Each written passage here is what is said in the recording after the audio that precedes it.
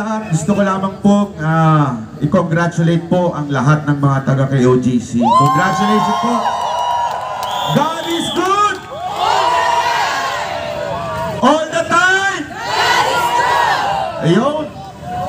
Alam niyo po, kung matatandaan nyo, nung nangangampanya si Bongbong Marcos, ang kanyang panawagan ay unity.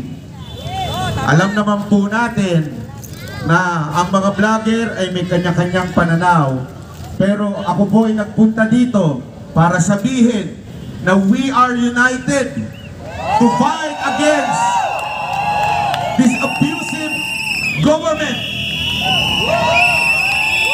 Wala na po ditong banaderos, wala na po ditong bistakeros, iisa lang po, Pilipino tayo lahat!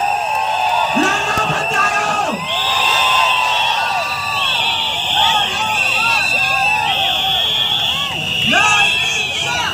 Hustisya! Hustisya! Hustisya! Hustisya! At meron tayong isang mensahe kay Tore. Hindi pa tapos ang laban. Tore, makukulong ka. Pagdudusahan mo ang mga abuso mo sa mga Pilipino. Hindi habang buhay nakaupo ang amo mo. Malay nyo bukas, iba na. Alam nyo, sabi ko nga po sa lahat ng mga taga-KOJC at lahat po ng mamamayan ng mga Pilipino, hindi po ito laban ni Pastor Kibuloy. Hindi lamang po ito laban ng KOJC. Ito po ay laban ng mga ordinaryong Pilipino na inaabuso. Ang iligal ay pinatutupad ng kapulisan. Mali po yun. Ito. Si General Diwata, oh. Huwag tayong titigil hanggang hindi makulong to.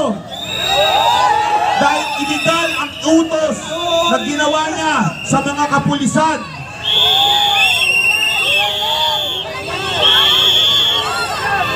Pero mga kababayan, meron lang akong isang hiling sa inyo. May isang hiling lamang po ako. Gawin natin ito ng mapayapa at legal na paraan. Ang mga pulis na yan, yung mga nasa baba, kakampi natin yan. Nagkakataon lang na sumusunod sila sa utos nitong demonyon to. Kaya wag po tayo magagalit sa buong kapulisan. Dahil marami pa po dyan ang matitino. Sinabi ko nga po sa inyo nung una, marami po dyan ang nag-message po sa amin at sinasabi nilang mali na yung utos na tinuturo sa kanila. Alam nyo, kaya nga dapat po tayo, more than anything else, ay yung pagmamahal natin sa kapwa natin. Napaka-importante po nun. Tayo po ilalaban, pero meron tayong pagmamahal. Naniniwala po ba kayo doon? Mga taga-KOJC, tandaan po natin, ano sabi ng Panginoon? Vengeance is mine, says the Lord. Kaya dapat, kakapit lamang po tayo sa Panginoon. At ako naman po ay nananawagan sa lahat ng mga Pilipino na nanonood. Hindi po ito laban lamang ng KOJC o kaya ni Pastor Kibuloy. Laban po natin ito. Pang-aabuso ito sa bawat Pilipino. Nagkataon lang, ang pinagtitripan ngayon ay KOJC. Darating ang panahon, kayo na ang pagtitripan. Huwag niyong kakalimutan yung tinanggal na bilyon-bilyong pondo ng PhilHealth para dapat sana sa mamamayang Pilipino. Huwag niyong kakalimutan yun, kayo ang inaapi doon. Hindi lamang po kami mga taga-KOJC.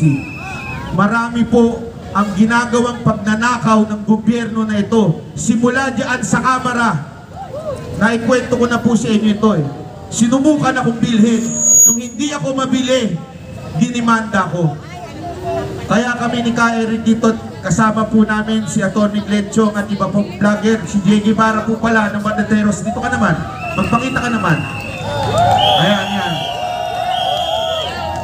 Ito po yung kababatang kapatid ni Boss Dada. So ayan po, sumasama kami dito para magkaisa ang bawat Pilipino. At pwede po ba? Tuloy-tuloy na to. Huwag po tayong papayag na titigil dahil lang tumigil doon. Hanggang ngayon ayaw umalis ng pulis. Hanggang ayaw umalis ng pulis doon, hindi tayo aalis dito.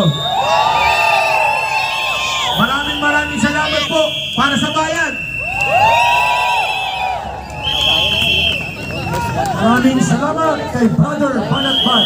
Nandyan din po ang maliban sa Banateros Group. Nandyan din po ang mga Bisdak Group, sina BMR, sina Pambansang Loyal at iba pa. Thank you for crossing the border into the realm of the people. Nagsama-sama na po tayo. Walang kulay ng reliyon. Pwede na po kayong umupo hanggang ating gabi, ang ating pahinga. At babalik tayo alauna ng madaling araw, rally again. Mamaya na mga pito. Beyond religion, lagpas sa reliyon at diferensya sa mga paniniwala at pananampalataya, lahat tayo ay Pilipino na nagkakaroon ng karanasan na napakasama sa ilalim ng napakasama na gobyerno ni Marcos Jr. Ano man ang ating pananampalataya at paniniwala tungkol sa Diyos o sinumang makapangyarihan sa ating universe, sa ating sangkatauhan, ano man ang politika na pinagdaanan natin, ano man ang personal na pagkakaiba ng iba't ibang vloggers, ano man ang pagkakaiba ng mga sektor noong eleksyon 2022, ngayon ay panahon hindi para magtanong. Ito ay panahon para humakbang at gumawa ng desisyon. Tama hindi? Kay sarap mabuhay sa sariling bayan kung walang alipin at may kalayaan. Ang bayang sinisiil bukas ay babangon din. Ang silangay pupula sa timyas ng paglaya. Tama? Lalaya ang mamamayang Pilipino kasama ang mga kapatid natin sa Kingdom of Jesus Christ, at ang tagumpay ay lalasapin ng buong bayan upang maitayo ang matino, matuwid, hindi bangag, inutil at mapang-abuso na gobyerno na bumibiktima sa milyong-milyong Pilipino, ang gobyerno ni Marcos Jr. na sinusuka at initinatakwil at ngayon ay pinapanawagan ng palayasin ng sambayanang Pilipino.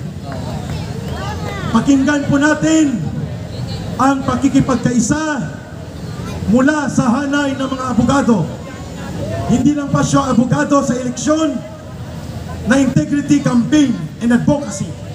Abogado po siya para ipagtanggol una sa lahat ang karapatan at kalayaan ng bawat Pilipino, KOGC man o hindi, sapagkat yun ang dapat gawin ng gobyerno.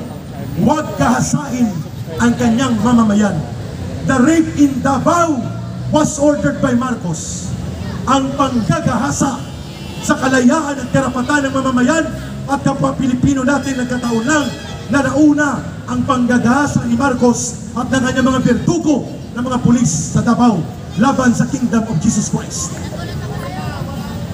Yes, mga kababayan, I'm referring sa dakilang at magiting na abogado na nagtataya ng kanyang buhay para manatili ang integridad sa ating gobyerno at ang sambayanan ay umahon sa pagkakalugmok sa hindi maayos na pamahalaan. Attorney Glenn Chong.